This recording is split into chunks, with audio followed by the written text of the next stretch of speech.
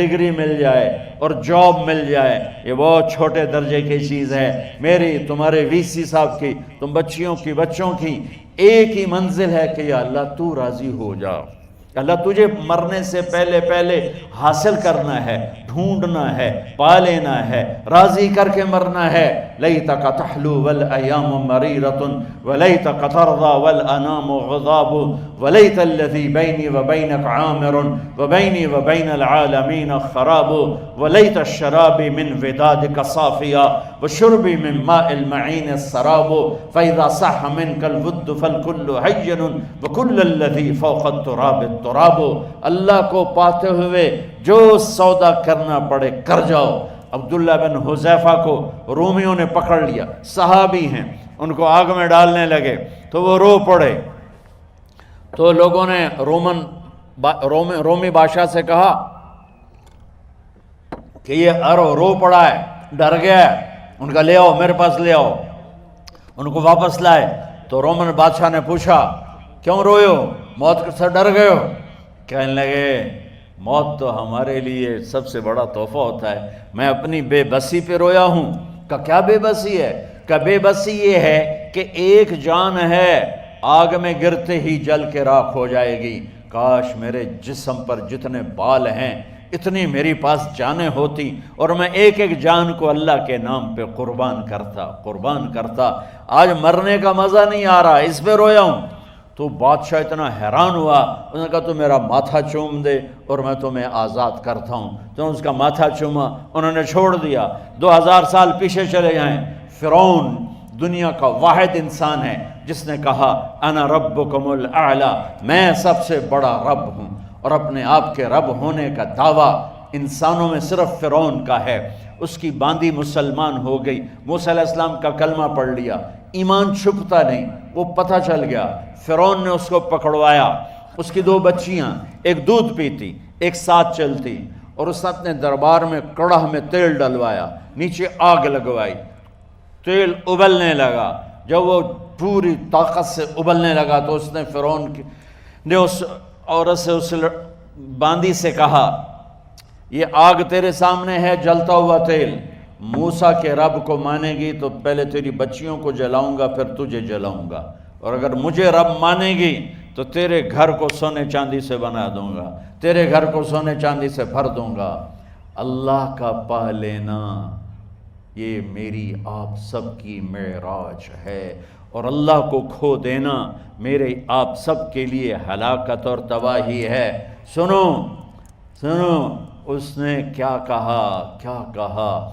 اللہ نے اپنی محبت کو ماں سے تشبیہ دی ہے، باپ سے نہیں دی، اور چھوٹا بچہ زیادہ ممتا کو لیتا ہے۔ وہ کہنے لگی فرعون یہ تو میری 2 ہیں، میری 100 ہوتی تو اللہ کے نام پہ آج میں قربان کر دیتی۔ فَقْضِ مَا أَنْتَ قَاضٍ، کر جو تجھے کرنا ہے۔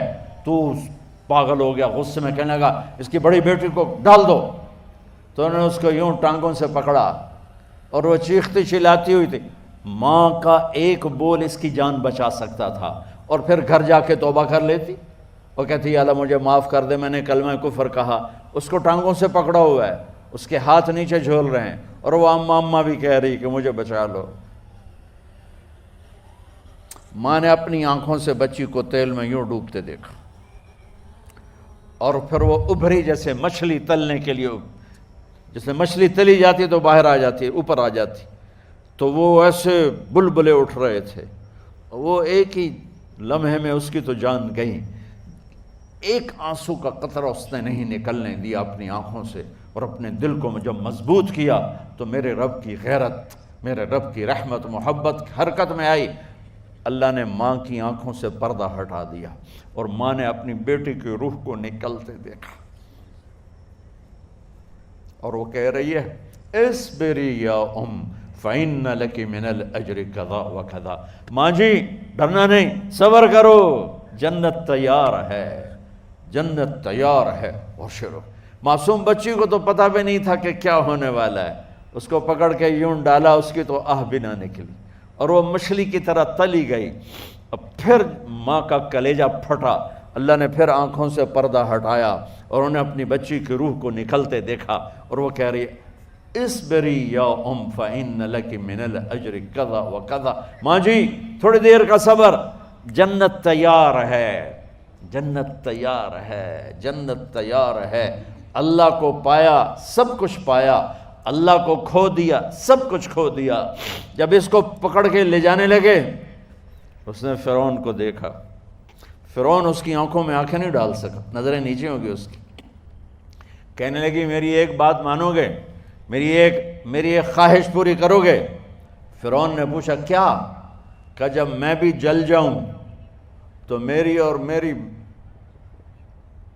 بچیوں کی ہڈیوں کو اکٹھے دفن کرنا، باہر پھینک نہ دینا، دفنا دینا۔ فرعون نے کہا تمہاری یہ خواہش پوری کی جائے۔ انہوں نے کہا پیچھے ہٹ جاؤ، میں نے اللہ کو جان دینی ہے، مجھے دھکا دینے کی ضرورت نہیں ہے، میں اپنے اللہ سے ملنے جا رہا ہوں۔ سبحان اللہ، جب اللہ مطلوب ہوتا ہے تو موت محبوب بن جاتی، جب اللہ کی نافرمانی ہوتی ہے تو موت سے نفرت ہو جاتی ہے، مرنا عذاب نظر آتا ہے۔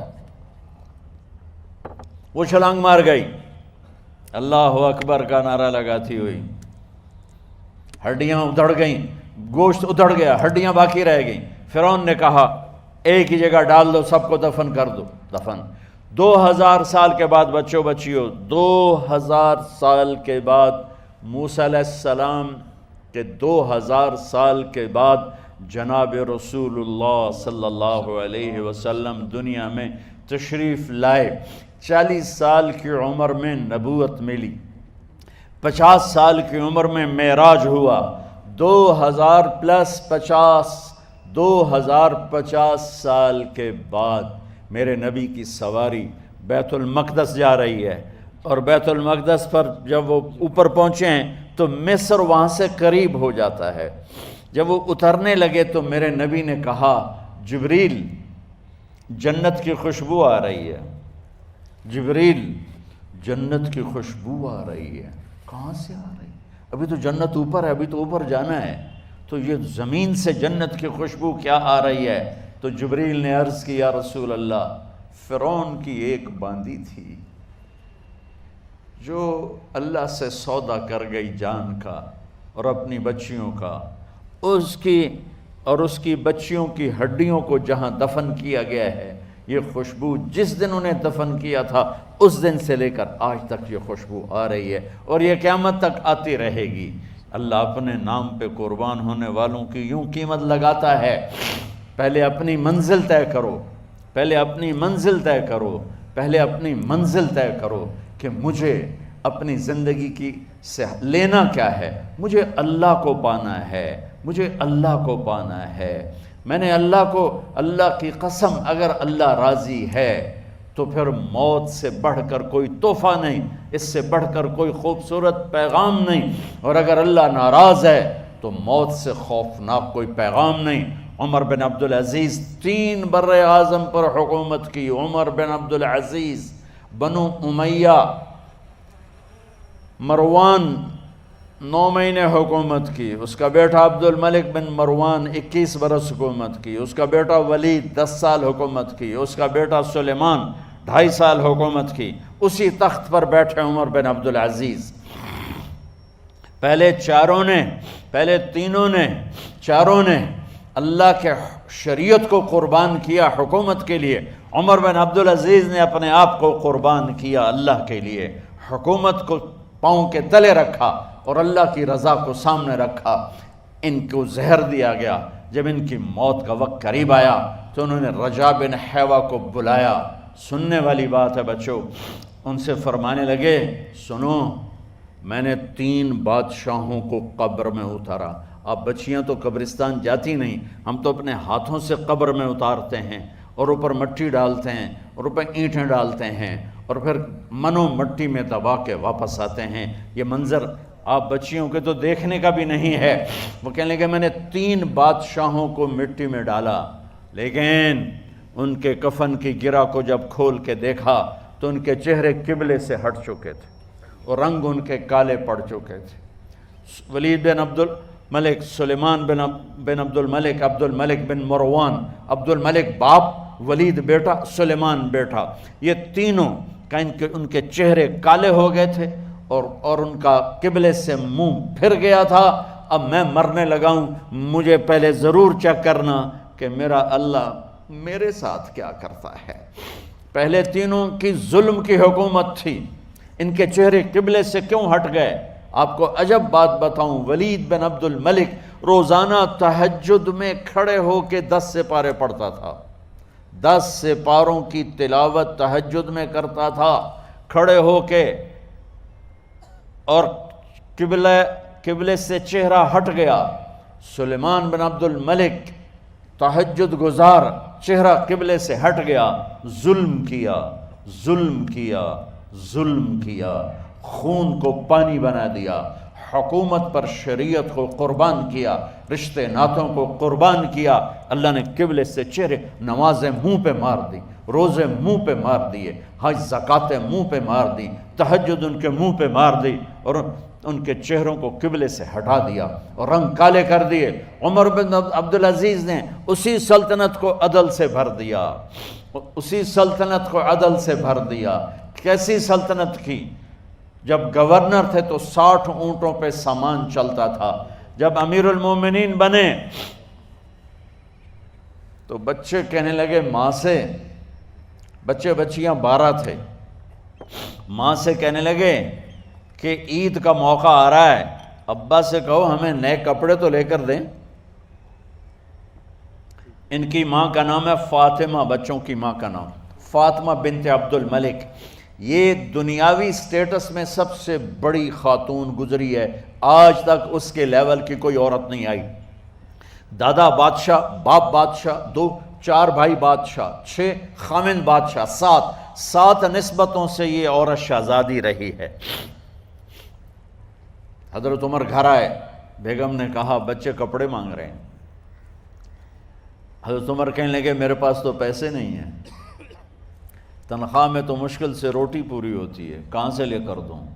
تو تھوڑی دیر خاموش رہیں بیگم، پھر کہنے لگی آپ ایسا کریں اگلے مہینے کی سیلری ایڈوانس لے لیں، اس سے میں کپڑے لے لیتی ہوں اور روٹی کا خرچہ میں مزدوری کر کے گھر بیٹھے مزدوری کر کے چلا لوں گی، آپ 1 مہینے کی تنخواہ ایڈوانس لے لیں۔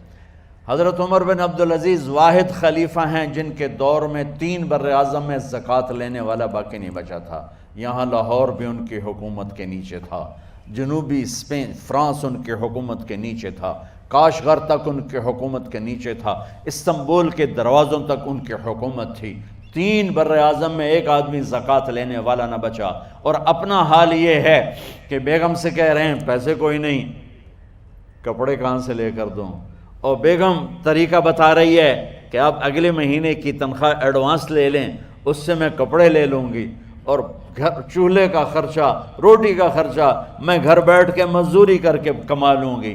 تو حضرت عمر کہنے لگے ہاں یہ ٹھیک ہے۔ باہر آئے وزیر خزانہ مزاحم، انہیں بلایا کہ بھائی ہمیں اگلے مہینے کی تنخواہ ایڈوانس چاہیے، یہ تنخواہ والے لوگ بیٹھے ہوئے ہیں تنخواہیں لیتے ہیں۔ اس نے کاغذ قلم آگے رکھ دیا، کہا حضرت یہاں لکھ کے دے دیں آپ 1 مہینہ زندہ رہیں گے میں تنخواہ دے دیتا ہوں، اب مجھے لکھ کے دے دیں آپ 1 ماہ زندہ رہیں گے میں آپ کو تنخواہ دے دیتا ہوں۔ چپ کر کے اٹھے، ایک لفظ نہیں بولے، گھر گئے۔ حضرت اپنی بیگم فاطمہ سے کہا بیگم بچوں سے کہہ دو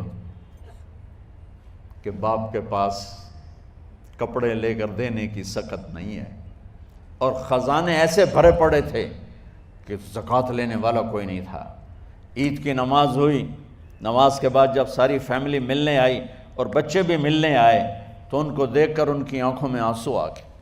کہنے لگے بچوں آج تمہیں دکھ تو ہوگا اپنے باپ پر کہ ایک جوڑا کپڑا بھی لے کر نہ دیا عید کا۔ تو ان کے ایک بیٹے نے کہا ابا جان آج ہم بڑے خوش ہیں، ہمارا سر اونچا ہے کہ ہمارے باپ نے مسلمانوں کے مال پہ ڈاکہ نہیں ڈالا، ہمیں قربانی کا بکرا بنایا، لیکن مسلمانوں کے مال میں خیانت نہیں کی۔ یہ ان کا طرز حکومت تھا، اس طرح انہوں نے حکومت کی۔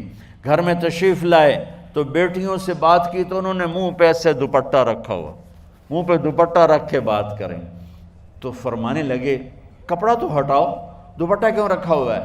تو گھر کی خادمہ زور زور سے رونے لگی، کہنے لگی امیر المومنین، آج آپ کی بیٹیوں نے کچا پیاز توڑ کے روٹی کھائی ہے تو وہ اس کی بو ہے منہ میں، آپ کو بو سے نفرت ہے اس لیے منہ پہ کپڑا رکھ لیا ہے۔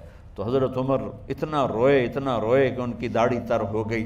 کہنے لگے آخر میں جب تھوڑا آسرے میں آئے، کہا میری بیٹیوں، تمہارا باپ تمہیں بڑے اچھے کھانے کھلا سکتا ہے لیکن میں جہنم کو برداشت نہیں کر سکتا، میں جہنم کی آگ برداشت نہیں کر سکتا۔ اب مرنے کا وقت آ گیا۔ جب وہ گورنر تھے تو 60 اونٹوں پہ ان کا سامان چلتا تھا، اور جب وہ امیر المومنین بنے تو عیادت کے لیے لوگ آ رہے تھے، تو سالے عیادت کے لیے آئے، فاطمہ کے بھائی، کپڑے دیکھے امیر المومنین کے تو بہن کو ایک طرف کر کے فرمایا، بڑے نیک سرداروں میں سے تھے یہ مسلمہ بن عبد الملک، کہنے لگے امیر المومنین کے کپڑے تبدیل کروا دو، لوگ پوچھنے آ رہے ہیں تو میلے کپڑے اچھا نہیں لگتا۔ کہا جی بھائی کرواتی ہوں۔ اگلے دن جب وہ حال پوچھنے آئے تو پھر وہی کپڑے تھے، تو انہوں نے ان کو الگ جا کر کہا بہن میں نے تمہیں کہا تھا کپڑے بدلوا دیتی، کیوں نہیں بدلوائے؟ تو وہ رونے لگیں، کہنے لگی کہاں سے بدلواؤں، جوڑا ہی ایک کہاں سے بدلواؤں؟ اور حکومت کتنی تھی؟ 3 بر اعظم کی، 3 بر اعظم کی حکومت۔ ہمارا تو پٹواری امان کا نہیں ہے، اور وہ 3 بر اعظم کی سلطنت لے کر ایک جوڑے میں اللہ سے ملنے جا رہا ہے۔ جب ان کا انتقال ہوا، سلیمان بن عبد الملک کی ڈیڈ باڈی جب قبر کے قریب لائے اتارنے کے لیے تو ایسے ایسے ہلنے لگا، اس کا پورا جسم ہلنے لگا۔ تو اس کے بیٹوں نے کہا کہ ہمارے ابا زندہ ہیں، تو حضرت عمر نے فرمایا بیٹو زندہ نہیں ہیں، عذاب قبر جلدی شروع ہو گیا ہے، عجل اللہ بالعقوبہ، قبر کی پکڑ پہلے شروع ہو گئی ہے، چھپاؤ اپنے باپ کو جلدی۔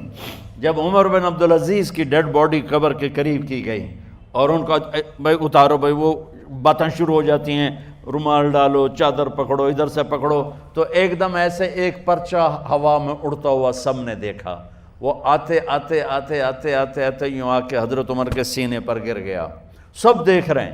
جب پرچے کو اٹھا کے دیکھا گیا تو اس پہ ایک سطر پہ لکھا تھا بسم اللہ الرحمن الرحیم، اور دوسری سطر پہ لکھا تھا براءۃ من اللہ لعمر بن عبد العزیز من النار، یہ عمر کے لیے جہنم کی آگ سے نجات کا پروانہ ہے۔